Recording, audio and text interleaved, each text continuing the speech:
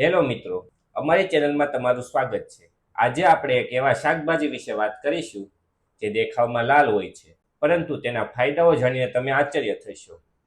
હા, આજે આપણે બીટરૂટ વિશે વાત કરીશું। તો ચાલો જાણીએ બીટરૂટ શું છે, બીટરૂટનો ઇતિહાસ, બીટરૂટમાં કેવા પ્રકારના પોષક તત્વો અને તેના ખાવાથી શું ફાયદાઓ થાય છે, બીટરૂટનો ઉપયોગ કઈ કઈ જગ્યાએ કરી શકીએ અને કેવા લોકોએ બીટરૂટ ના ખાવા જોઈએ તેના વિશે વાત કરીશું। બીટરૂટ એ મૂળ શાકભાજી છે જે લાલ અને જાંબલી રંગના હોય છે, જેનો ઉપયોગ રસ, શાકભાજી અને સલાડમાં કરવામાં આવે છે, જેના મૂળ જમીનમાં ઉગે છે। આ ઉપરાંત તેનો સ્વાદ થોડો મીઠો હોય છે। બીટરૂટના પાન પણ ખાઈ શકાય છે, જેને બીટ ગ્રીન્સ તરીકે ઓળખવામાં આવે છે અને જેમાં ખૂબ જ પ્રકારના પોષક તત્વો રહેલા છે। બીટરૂટનો ઇતિહાસ અને સાંસ્કૃતિક મહત્વ એ છે કે બીટરૂટનો હજારો વર્ષ પહેલા ઉપયોગ કરવામાં આવ્યો હતો। લગભગ 4000 વર્ષ પહેલા ઉત્તર આફ્રિકામાં પ્રથમવાર બીટરૂટનો ઉપયોગ કરવામાં આવ્યો હતો। ત્યાર પછી તેનો ફેલાવો ગ્રીસ અને રોમન્સ જેવા દેશોમાં થયો, જેવા દેશો દવાઓ બનાવતા હતા, ખાસ કરીને તાવ અને કબજિયાતની દવાઓ। સાથે બીટરૂટનો ઉપયોગ ભારતમાં આયુર્વેદિક દવાઓ બનાવવામાં થતો હતો, જેવી કે લોહી વધારવા અને શરીરને ઉર્જા પ્રદાન કરવા ખૂબ જ ઉપયોગી છે। તો ચાલો હવે આપણે વાત કરીશું બીટરૂટમાં કેવા પ્રકારના પોષક તત્વો આવેલા છે। બીટરૂટમાં કેલેરી, કાર્બોહાઈડ્રેટ, પ્રોટીન અને ફાઇબર આવેલા હોય છે, સાથે વિટામિન સી અને ફોલિક એસિડ જોવા મળે છે।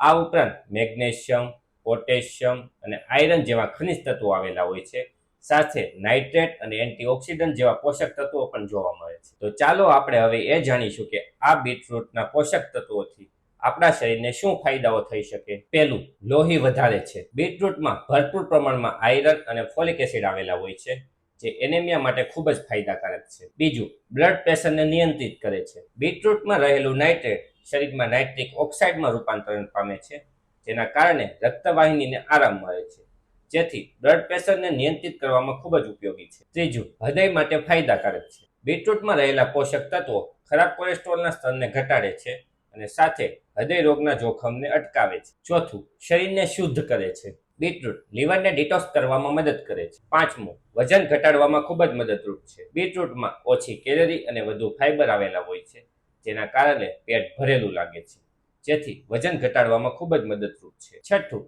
પાચનને સુધારે છે। બીટરૂટમાં રહેલા ફાઇબર પાચનને સ્વસ્થ રાખે છે, આ ઉપરાંત કબજિયાતને અટકાવે છે। સાતમું, રોગપ્રતિકારક શક્તિ વધારે છે। બીટરૂટમાં રહેલું વિટામિન સી અને એન્ટીઓક્સિડન્ટ રોગપ્રતિકારક શક્તિને મજબૂત બનાવે છે, આ ઉપરાંત શરીરને લાગતા ચેપ અને બીમારીઓ સામે રક્ષણ આપે છે। આઠમું, શરીરને ઉર્જા પૂરી પાડે છે। બીટરૂટમાં કાર્બોહાઈડ્રેટનું પ્રમાણ આવેલું હોય છે, જેના કારણે શરીરને ઉર્જા પૂરી પડે છે અને થાક ઓછો લાગે છે। બીટરૂટનો ઉપયોગ કેવી રીતે કરવો જોઈએ? પહેલું, સલાડમાં બીટરૂટને ઝીણું કટિંગ કરીને કચુંબર તરીકે ખાઈ શકીએ છીએ। બીજું, જ્યુસ, સવારમાં બીટરૂટ, ગાજર અને આદુના રસના મિશ્રણને સુપર હેલ્ધી પીણું તરીકે ઉપયોગ કરી શકીએ। ત્રીજું, શાક અથવા તો પરાઠા, બીટરૂટને ઉકાળીને અથવા તો છીણીને શાક અને પરાઠામાં ઉપયોગ કરી શકાય છે। ચોથું, સૂપ, શિયાળામાં ગરમ સૂપ બનાવીને બીટરૂટનો ઉપયોગ કરી શકાય છે। પાંચમું, સ્મૂધી, ફ્રૂટ સ્મૂધીમાં બીટરૂટનો ઉપયોગ પોષક તત્વો ઉમેરવા અને રંગ ઉમેરવા ખૂબ જ ઉપયોગી છે। બીટરૂટ કઈ સિઝનમાં ખાવું જોઈએ? બીટરૂટ એ ઠંડી સિઝન એટલે કે શિયાળો પાક છે, જે નવેમ્બરથી ફેબ્રુઆરી માસ દરમિયાન તેમાં પોષક તત્વો અને તેનો સ્વાદ ખૂબ પીક પર હોય છે, પરંતુ અત્યારે માર્કેટમાં બીટરૂટ 12 માસ ઉપલબ્ધ હોય છે। બીટરૂટ કોને ના ખાવા જોઈએ? પહેલું, કિડનીમાં પથરી હોય તેવા લોકો। બીટરૂટમાં ઓક્ઝાલેટનું પ્રમાણ વધુ આવેલું હોય છે, જે કિડનીમાં પથરીની રચના કરવામાં ફાળો ધરાવે છે, જેના કારણે જે લોકોને કિડનીમાં પથરી છે તેવા લોકોએ બીટરૂટને ના ખાવું જોઈએ। બીજું, લો બીપી ધરાવતા લોકો, બીટરૂટ ખાવાથી બીપીમાં ઘટાડો થાય છે, જેના કારણે જે લોકોને બીપી લો આવે છે તેવા લોકોએ બીટરૂટ ના ખાવું જોઈએ અને જો ખાવું હોય તો ડોક્ટરની સલાહ લઈને ખાવું જોઈએ। ત્રીજું, ડાયાબિટીસ ધરાવતા દર્દીઓએ બીટરૂટ ના ખાવું જોઈએ, કારણ કે બીટરૂટમાં કુદરતી સુગર આવેલું હોય છે, જે બ્લડમાં સુગરની માત્રા વધારે છે। તો મિત્રો, બીટરૂટ એક એવું શાક છે જે સ્વાસ્થ્યનો ખજાનો છે, જેનો ઉપયોગ યોગ્ય માત્રામાં અને યોગ્ય રીતે કરવામાં આવે તો આપણા શરીરને ખૂબ જ પોષક તત્વો પૂરા પાડી શકે છે,